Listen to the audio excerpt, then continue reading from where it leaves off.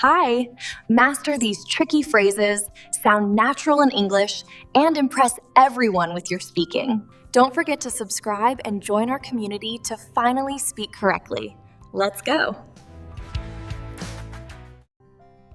5 phrases that seem easy, but everyone mispronounces? Liam, is that really true? Are there simple phrases that almost everyone gets wrong? Yes, Emma. These phrases are common, but learners often pronounce each word separately, which sounds unnatural. Wow. So it's not about vocabulary, right?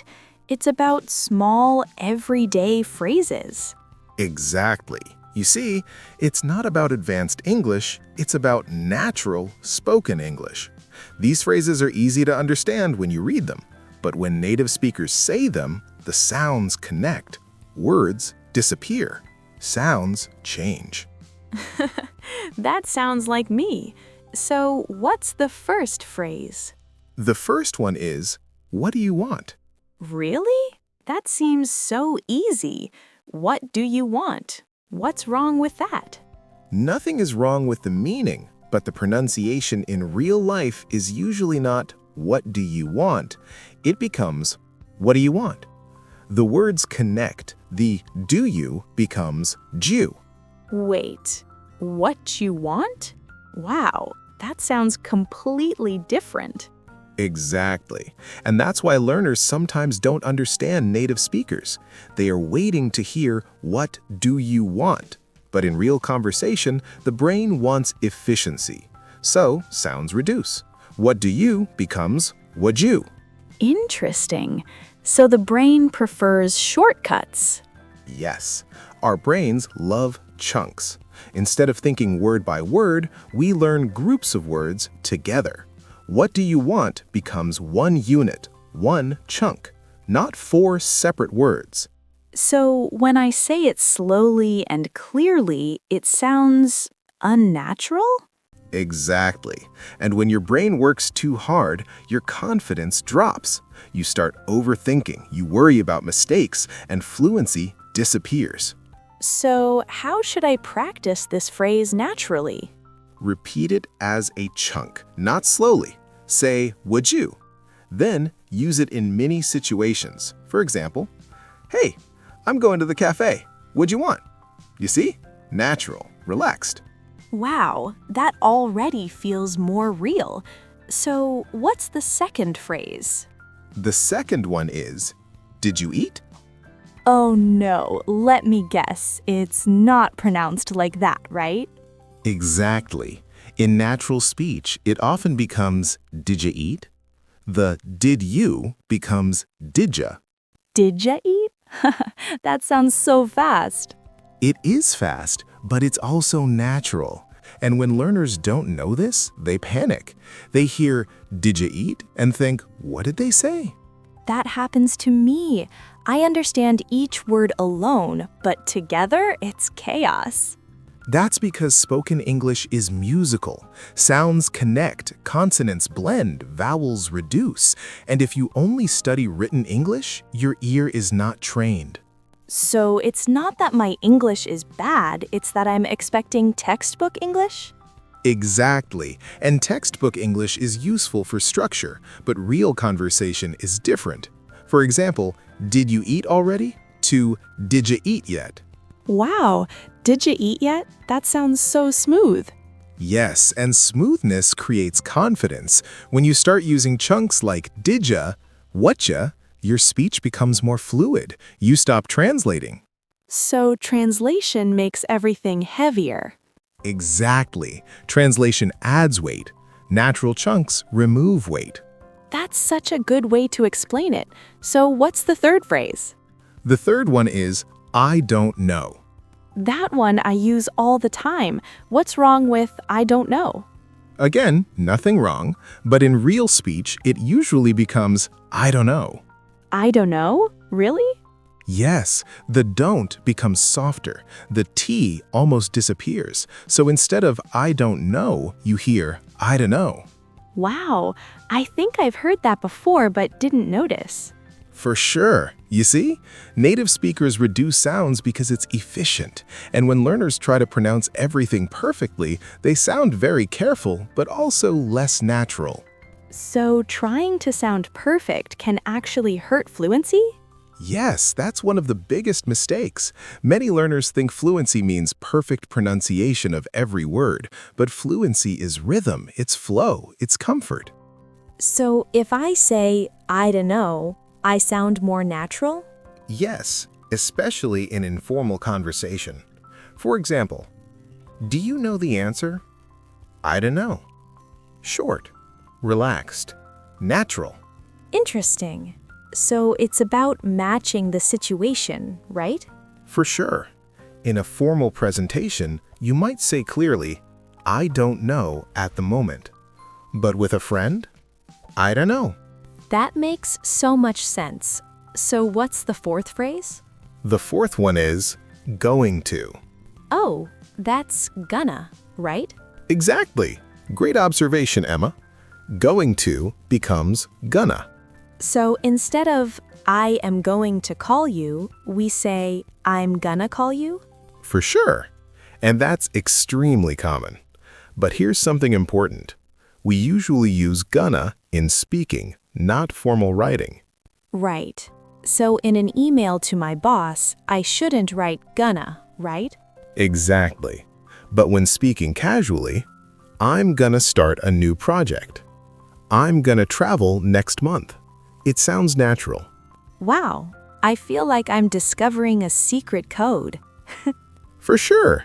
And once you understand these patterns, listening becomes easier. Your brain stops fighting the sounds.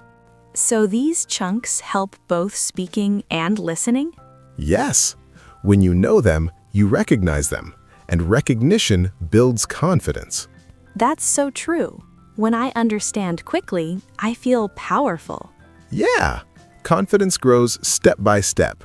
First you recognize, then you repeat, then you use it naturally.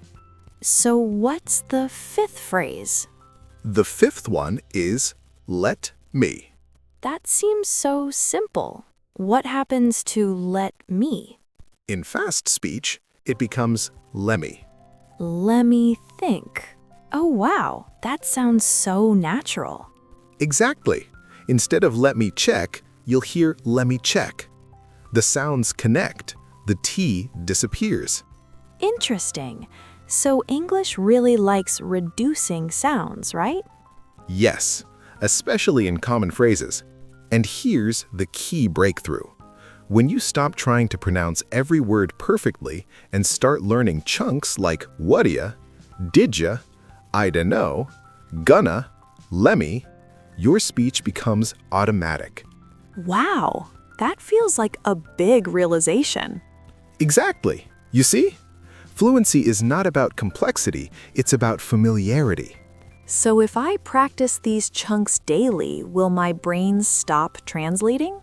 Yes, because you're training it to respond automatically. Instead of thinking word by word, you react with ready-made pieces. That feels so freeing, like I don't have to be perfect all the time. Exactly. Perfection creates tension. Natural chunks create flow. So is this why some learners understand grammar but still sound hesitant? Yes, they know the rules, but they don't know the music of the language. Wow, I love that. The music of the language. Exactly. And once you feel the rhythm, everything changes. So how do these pronunciation issues affect professional communication? Great point. If you sound too slow and separated, it can affect how confident you appear, not because your English is wrong, but because rhythm influences perception. So sounding natural makes you appear more confident. Exactly. And confidence influences opportunities. Wow, that's powerful. Yeah. And the best part? You don't need advanced grammar, just daily spoken chunks. So this is not about being perfect, it's about being comfortable, right? Comfort creates fluency. Fluency creates confidence. Wow, I feel like something just clicked in my brain. That's the breakthrough moment. When you realize English is not a test, it's a rhythm. I love that. And once you relax, your progress accelerates. So, in daily life, how can I respond more naturally using these chunks? Great question. Let's practice in real situations. So, how can I respond naturally in daily and work situations using these chunks without sounding unprofessional? Exactly. That's the key balance, you see. Natural doesn't mean careless, it means appropriate. In daily life, with friends or colleagues you know well, you can say, "What'd you think?" instead of "What do you think?"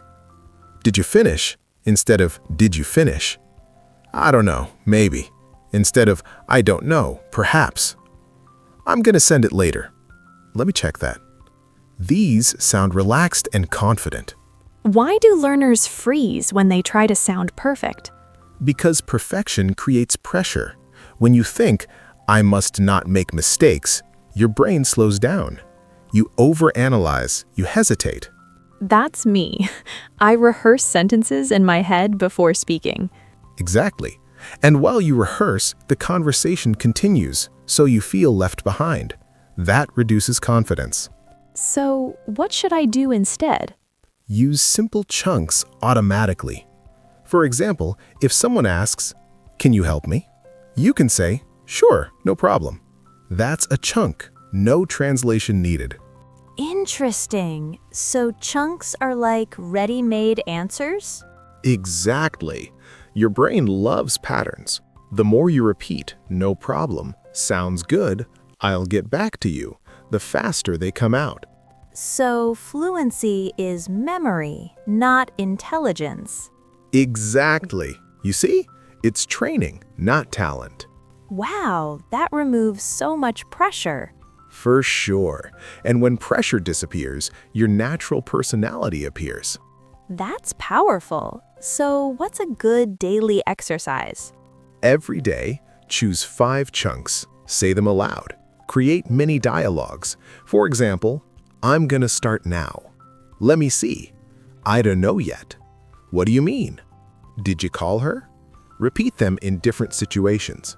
So repetition builds automatic speech. Exactly. An automatic speech builds confidence. What about listening practice? Listen for reductions. When watching a series, don't focus on grammar, focus on sound connections. When you hear "gonna," pause and repeat. Wow, that changes everything. I used to focus only on vocabulary. Vocabulary is important, but natural speech patterns are essential. So if I want to sound confident in English, I should focus more on rhythm than perfection. Exactly. Perfection is slow. Rhythm is powerful. That's such a mindset shift. I feel lighter already.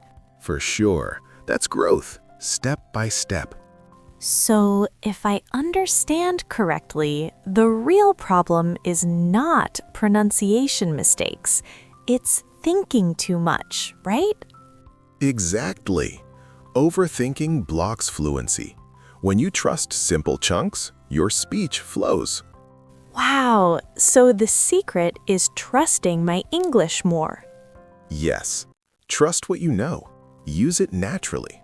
Speak daily. Don't wait to be perfect. And if I make mistakes? Keep going. Native speakers make mistakes too. Communication is about connection, not perfection. That's so encouraging. Exactly. And remember, every time you speak without translating, you strengthen your fluency muscle. So the main lesson is stop translating, start chunking. For sure. That's the core message. So let me ask one final question. If someone feels stuck at intermediate level, what should they focus on from today? Focus on 3 things: daily speaking, spoken chunks, and rhythm. Don't chase complex grammar. Train your ear and your mouth to work together. Wow, that's inspiring. Exactly. And here's your challenge. Today, Use at least 3 chunks in a real conversation. Don't translate, just speak. I love that. It feels possible. You see? Fluency is built in small, daily moments.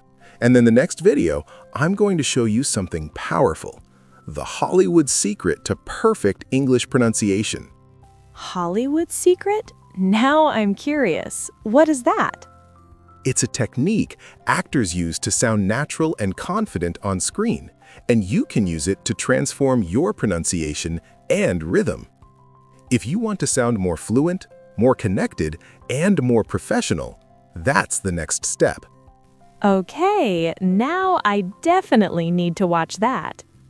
Exactly. Click on the next video and learn the shadowing hack. See you in the next lesson.